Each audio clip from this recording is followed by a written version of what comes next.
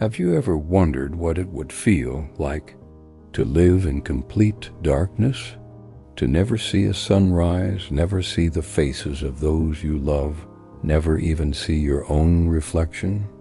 Imagine for a moment a world where all you know are sounds, textures, and shadows in your mind.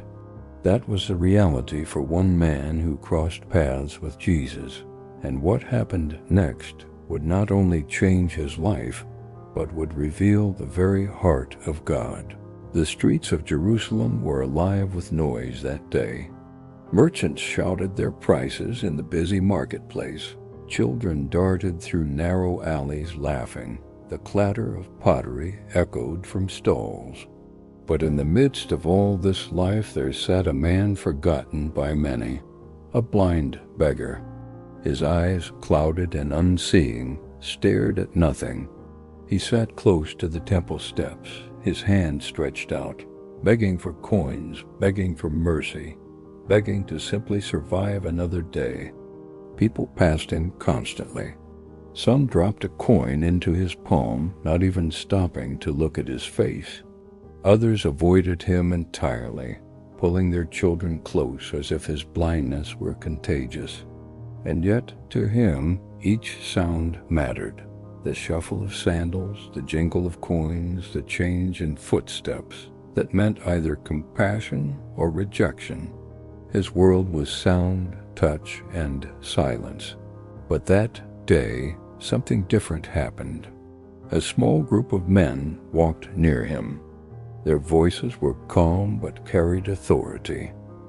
One of them was teaching as he walked, and the blind man listened closely, because these weren't ordinary conversations. "Rabbi," one of the disciples asked, "why was this man born blind? Was it his sin or his parents?" The question cut through the beggar like a knife. He had heard it before. His entire life, people had whispered it behind his back. Surely God is punishing him. Surely he did something to deserve this. But this time the answer came from someone whose voice was unlike any he'd ever heard before. It was not because of his sins, nor his parents' sins, the man replied firmly. This happened so the works of God might be displayed in him. The beggar froze. No one had ever spoken about his blindness like that, not as a curse, not as punishment, but as something that could show the glory of God. He held his breath, waiting. Then he heard the sound of someone spitting on the ground, a strange sound, followed by the soft scraping of hands in the dust. Before he could process it, he felt something warm and damp being pressed gently onto his eyes.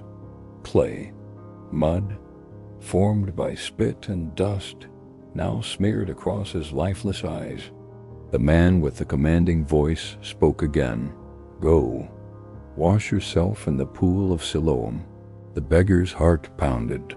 He didn't know who this man truly was, but something in his voice carried power, carried hope. With trembling hands, he felt his way through the streets, guided by others, stumbling but determined. Each step toward that pool felt like eternity. The whispers of the crowd followed him, some mocking, some curious. What is he doing? What nonsense is this? Finally, he reached the pool. The water was cool, shimmering in the sunlight he had never seen. Kneeling down, he cupped his hands, scooped the water, and washed his face. Once, twice, and then suddenly light. At first it was unbearable, blinding in its intensity. Shapes began to form where before there had been only darkness. Colors flooded his vision for the first time: blue sky, white stone, the green of leaves swaying in the breeze. He gasped, clutching the edges of the pool, water dripping from his face. He could see. Tears blurred his vision, but this time they were not from blindness. For the first time in his life, he looked at the world with his own eyes. The sun glowed above him. Children's faces lit up with laughter. The rippling water shone like diamonds in the light. He had lived his entire life in shadows, but now he saw. The man stumbled back to his neighborhood, his eyes wide with wonder, laughing and crying at once. People stared. Some said, "Wait, isn't this the blind beggar who used to sit and ask for coins?" Others shook their heads. "It can't be him. It just looks like him." But he cried out, his voice breaking, "It's me, it's me. I was blind, but now I see." They grabbed him, bewildered, and dragged him to the Pharisees. And there, in the cold halls of judgment, his joy was tested. The Pharisees frowned, their robes swishing as they gathered. "Tell us what happened," they demanded. The man explained, still overwhelmed. "This man, Jesus, he put mud on my eyes. He told me to wash, and now I see." Some Pharisees muttered angrily, "This man can't be from God. He healed on the Sabbath." Others shook their heads, whispering, "But how could a sinner do such signs?" Confusion spread among them. They turned back to him. "What do you say about him? The one who opened your eyes?" The man's voice trembled, but grew stronger with every word. "He is a prophet." The Pharisees scowled. They refused to believe. They even called his parents to testify. Out of fear, his parents only said, "He is our son. He was born blind. But how he can see now, we don't know. Ask him yourself." Again they pressed him. "Give glory to God. Tell the truth. We know this Jesus is a sinner." But the man, once timid, now stood firm. He looked them in the eye for the first time in his life and declared, "Whether he is a sinner or not, I don't know. One thing I do know, I was blind, but now I see." Fury filled the room. They hurled insults, saying, "You were steeped in sin at birth. How dare you lecture us?" And they threw him out.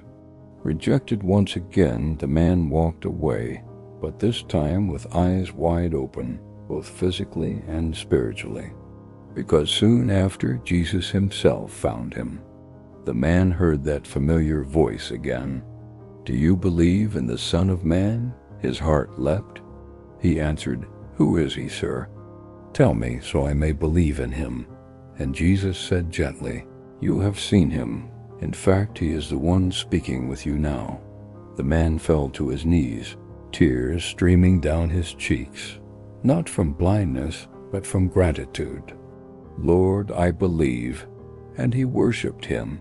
In that moment, the miracle was complete. Yes, the man received his sight, but far more than that, he received spiritual sight. For the first time, he not only saw the world, but saw the truth, that Jesus was the light of the world. And that is where the heart of this story lies. Because you see, blindness is not only about eyes. It is about hearts that cannot see truth, about lives that walk in darkness, even while surrounded by light. Jesus came not just to heal physical blindness, but to open the eyes of our souls. How many times do we too walk past truth because we are blind to it? How many times do we cling to the familiar darkness rather than step into the light?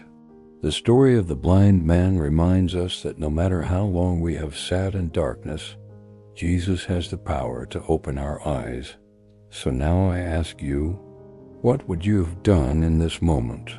Would you have believed in him or doubted like the Pharisees? Share your thoughts in the comments. I'd love to hear them. And if this story moved you, don't forget to subscribe for more powerful Bible stories and share this video with someone who needs encouragement today.